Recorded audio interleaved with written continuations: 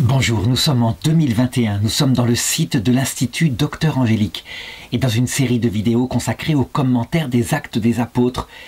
Un commentaire très intéressant parce qu'il manifeste comment l'Esprit Saint fait grandir son Église et que c'est lui qui la fait grandir, personne d'autre, nous sommes juste des instruments. Et justement, à cet égard, je voudrais aborder maintenant la deuxième partie du chapitre 8, à savoir la conversion miraculeuse d'un eunuque, un eunuque éthiopien, par le ministère de Philippe.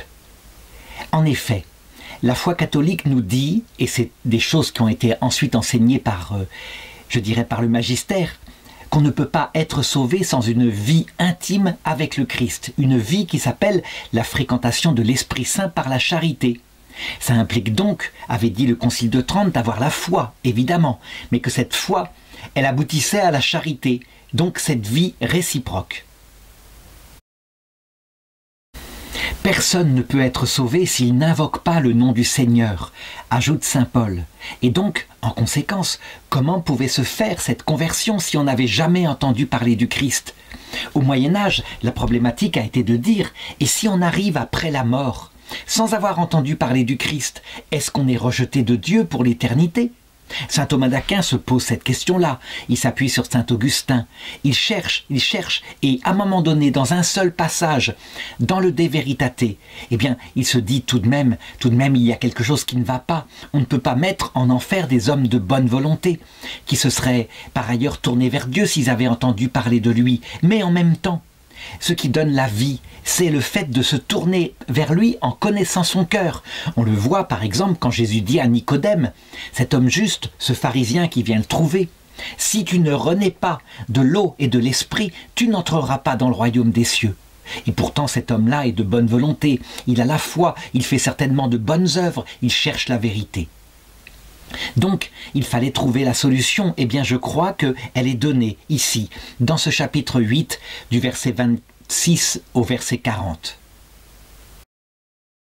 Donc, voilà d'abord ce que dit saint Thomas d'Aquin dans ce De Veritate 14, chapitre 11.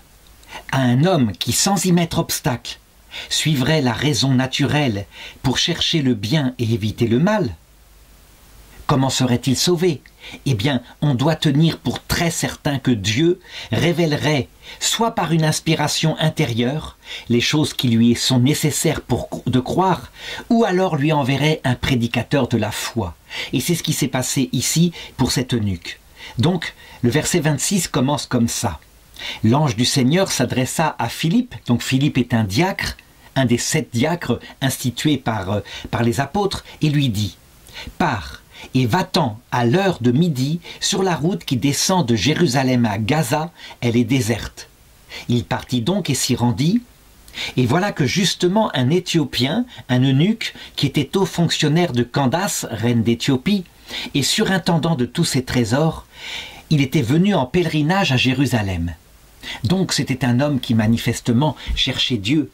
Jérusalem, c'est là où il y a le temple du Dieu unique, et donc il avait dû dans son raisonnement se dire « les idoles n'existent pas, il existe forcément un créateur au-dessus de tout ». Est-ce qu'il avait fait ce cheminement sous l'influence de la pensée grecque? Très probablement, hein. La Grèce avait conquis toutes les terres depuis à peu près 300 ans. Et donc cet homme s'en retournait sur son char en lisant le prophète Isaïe. Et évidemment, il n'y comprenait rien. Il se demandait d'ailleurs certainement s'il y a un créateur, tout-puissant, unique. Qu'est-ce qu'il nous veut? Pourquoi nous a-t-il mis sur terre? Et c'était sans doute source en lui d'une grande angoisse. Cette angoisse en question, saint Thomas d'Aquin dit, elle est provoquée aussi par une prémotion divine, ça veut dire par une grâce venant de l'Esprit Saint, une grâce qui ne sauve pas, mais qui attire le cœur, qui fait que le cœur humain cherche la vérité et cherche à savoir pourquoi cette vie contradictoire, cette vie passagère, pourquoi, s'il y a un Dieu, nous fait-il cela? Et il n'y a pas de réponse à cette question. Ça fait des milliers d'années qu'on attend cette réponse et qu'on ne l'a pas. Le seul moyen de connaître la réponse, c'est Jésus-Christ. C'est ce que dira d'ailleurs saint Jean dans le livre de l'Apocalypse. Personne, ni au ciel, ni sur terre, ni sous la mer, ne pouvait ouvrir le livre scellé et en expliquer les sceaux.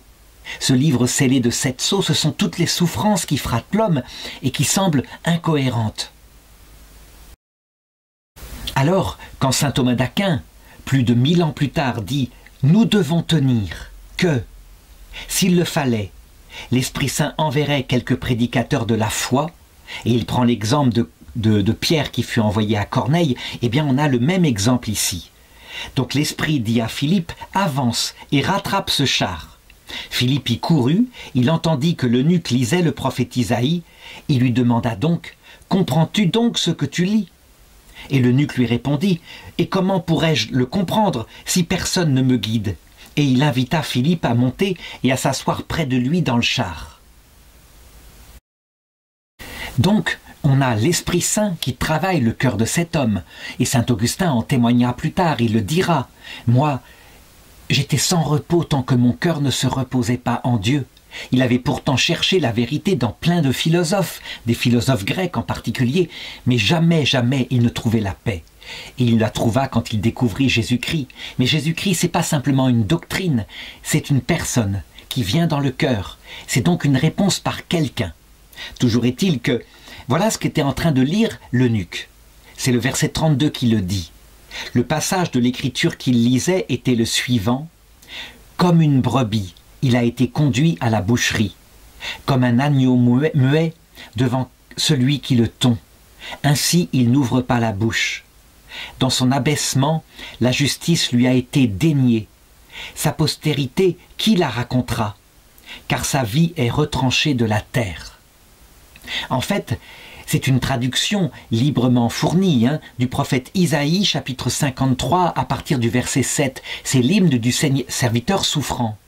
Je suis absolument convaincu que si c'était un juif qui était venu là, il lui aurait dit, eh bien, certainement il parle de certains prophètes dans l'ancien temps qui ont été persécutés, comme par exemple Zacharie, qui a été exterminé par les chefs du peuple.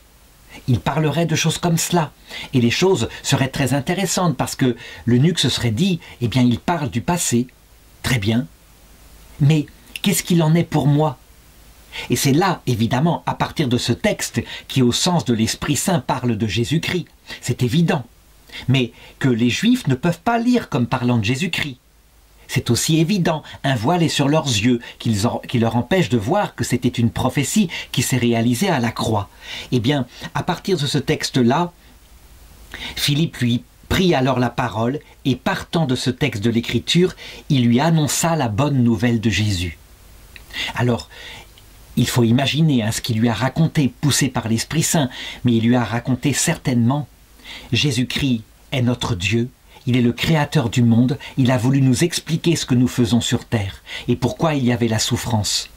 Et il a voulu l'expliquer non seulement en parole, mais en la vivant, afin de bien nous prouver qu'il ne nous imposait pas, lui, le Dieu Tout-Puissant, ses souffrances pour nous écraser, loin de là, mais pour nous éduquer. Parce qu'il veut façonner en nous un cœur brisé, un cœur humble, pour que nous puissions entrer dans la vie éternelle.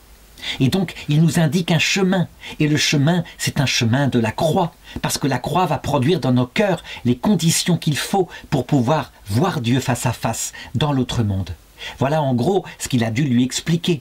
De manière détaillée, évidemment, adaptée à ce qu'il était, en lui parlant de son propre désir de Dieu, en lui expliquant pourquoi lui, eunuque en Éthiopie, il n'avait jamais entendu parler, comme les Juifs, du Dieu unique. Que Dieu se servait même du paganisme comme d'un instrument, un instrument qui permettait de disposer le cœur, de le préparer à ce salut. Que le paganisme ne donnait pas le salut du tout, il ne donnait pas de réponse, mais en laissant le cœur assoiffé avec des réponses absurdes, il créait le désir que cette réponse-là vienne un jour par la venue de Jésus-Christ. Donc on voit, sans doute Philippe a donné un enseignement intellectuel, une parole. Et cette parole-là, elle déblaye des obstacles dans l'esprit, dans l'intelligence de l'eunuque, qui est prêt à écouter, qui est tout à fait naïf, lui, il cherche Dieu. Donc il serait tombé sur un mauvais prophète, il aurait écouté aussi.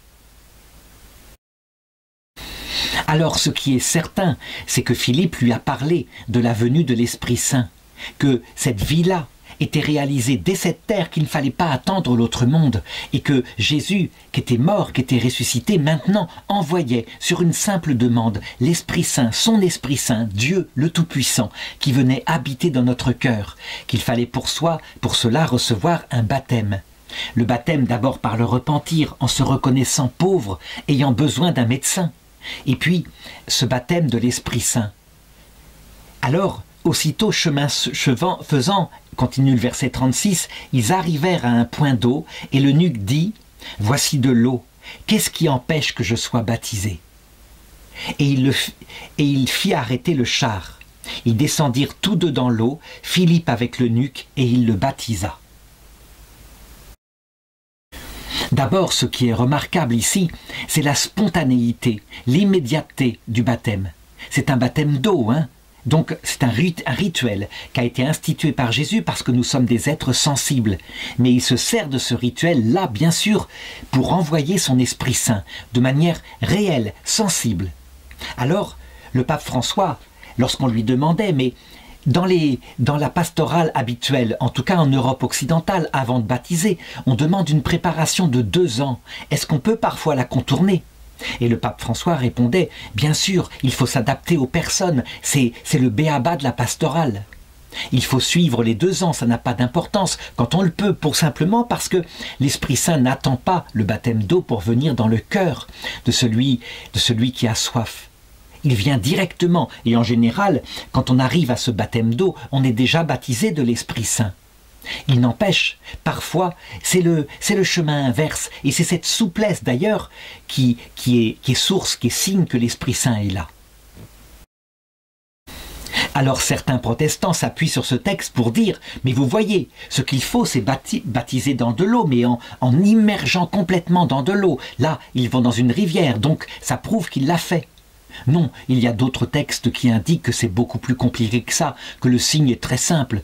Par exemple, quand il est dit qu'à un moment donné, immédiatement, une famille entière, avec les petits-enfants, fut baptisée, et ils se trouvaient en plein désert. Ça veut dire qu'ils ont été baptisés sans doute avec simplement de l'eau qui a été versée sur le visage, par exemple, et très peu d'eau, parce que dans le désert, on n'a pas beaucoup d'eau. Ce qui compte, c'est la venue de l'Esprit Saint. L'eau est un signe, soit par immersion pour signifier qu'on meurt à l'ancienne vie et qu'on renaît à la nouvelle, soit parce qu'on verse une goutte qui signifie qu'on est lavé de sa saleté qui vient de son ancienne vie. Ce sont 2 symboles de symbolisme analogue. Donc les anabaptistes, véritablement, qui sont là, attachés au rituel plutôt qu'à la réalité, eh bien, exagèrent du côté du signe sensible. Et donc, le baptême est reçu. Et je pense que immédiatement, parce que nous sommes au début de l'Église, l'Esprit Saint a dû fondre sur cette eunuque, dans son cœur, et lui éclairer de toutes choses, avec cette présence brûlante, qui fait qu'il n'a jamais perdu la foi. D'ailleurs, l'Éthiopie est un des seuls pays d'Afrique qui aurait pu devenir musulman et qui est resté obstinément chrétien. Il y a beaucoup de musulmans qui attaquent les chrétiens, mais l'Éthiopie est un pays chrétien, et le baptême de l'Éthiopie date sans doute de ce moment-là.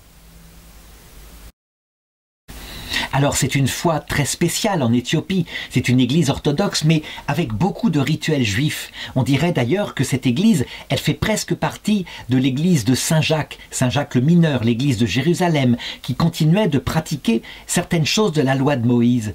Sans doute parce que justement, c'est une église extrêmement primitive à une époque où il n'y avait pas encore eu le concile de Jérusalem qui avait dit « pas la peine d'observer les commandements de Moïse ». Donc, son antiquité est très profonde, sans doute. Mais, on le voit, il y a dans l'église d'Éthiopie les 7 sacrements. Le baptême, la confirmation, il y a un sacerdoce réel avec des évêques.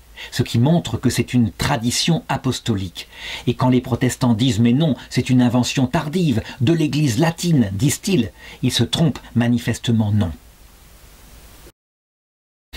Alors le verset 39 continue, et il dit ceci, « Mais quand ils furent remontés de l'eau, l'Esprit du Seigneur enleva Philippe, et l'eunuque ne le vit plus.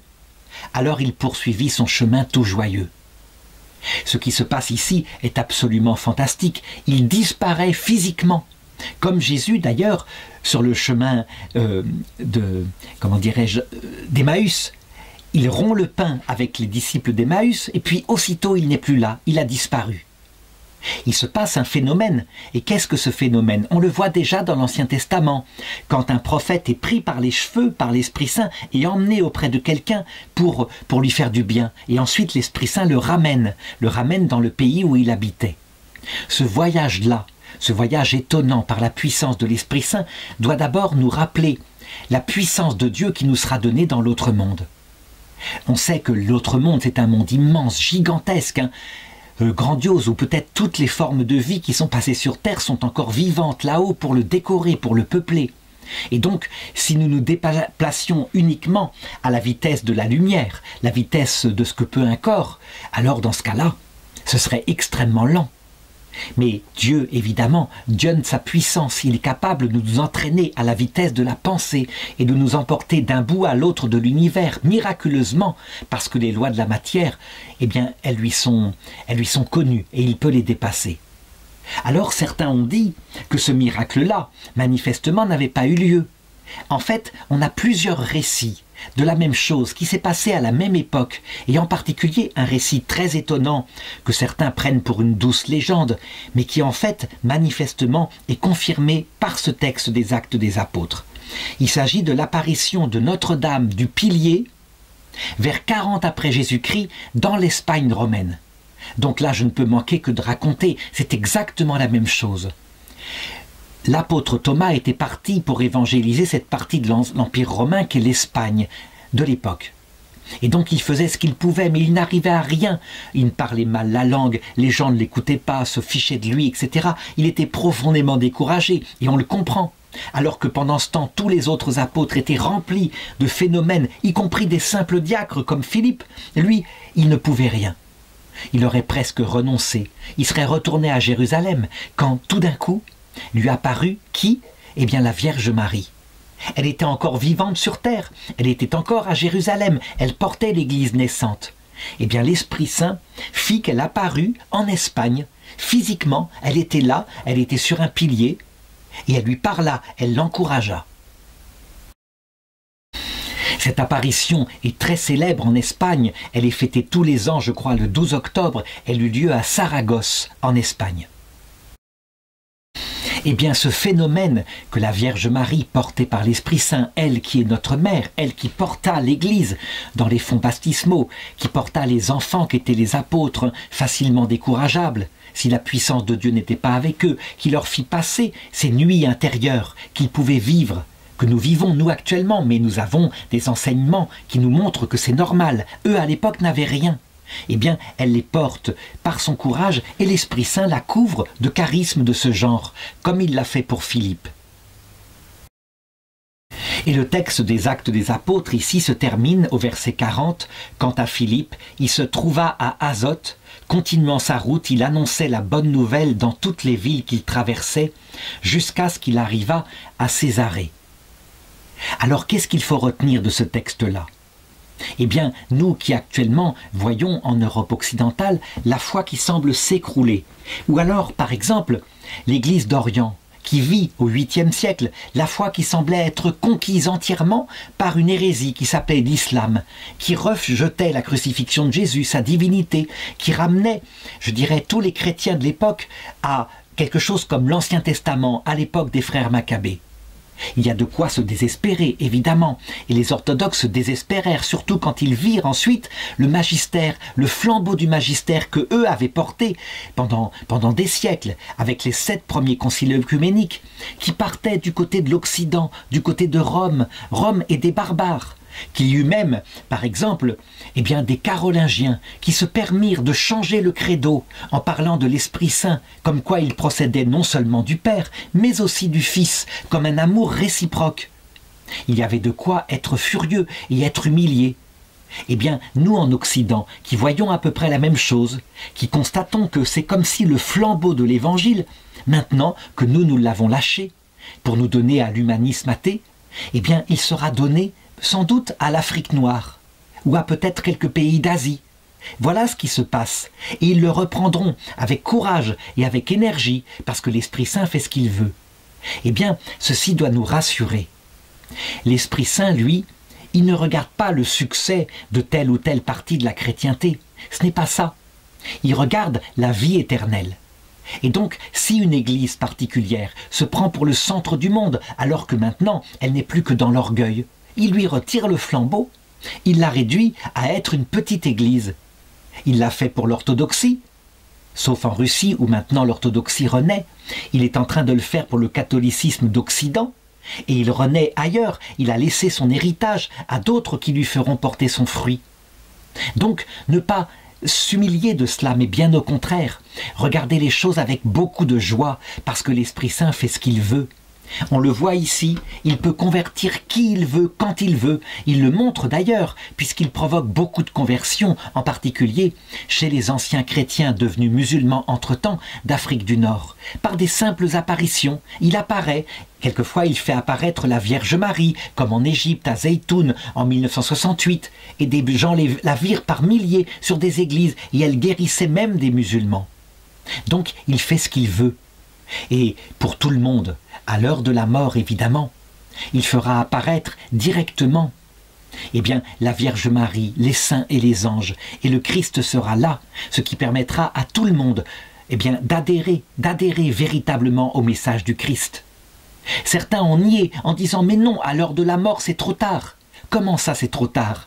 Alors que la prière centrale du catholicisme, le « Je vous salue Marie », qui est dite avec le Notre Père dans le rosaire, eh bien elle dit « Priez pour nous, pauvres pécheurs, maintenant, oui maintenant, et à l'heure de notre mort ». Rien n'est perdu jusqu'à ce que, tant qu'on n'a pas commis un blasphème contre l'Esprit Saint, ça veut dire un rejet lucide face au Christ de son évangile.